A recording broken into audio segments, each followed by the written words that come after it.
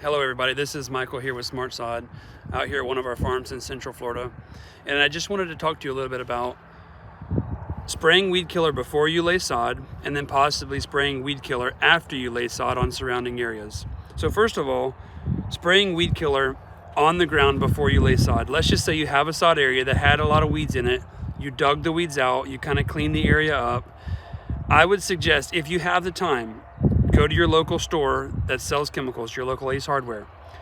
Find a pre-emergent chemical. What that's going to do is it's going to keep seeds that are already laying dormant in the soil from germinating. After you've laid that pre-emergent down, after you've sprayed it down in that bare spot, the actual dirt where you're going to lay the sod, then you can lay your clean sod that you just purchased on top of the dirt, and that pre-emergent will keep the seeds that are already laying there dormant, the weed seeds, from germinating.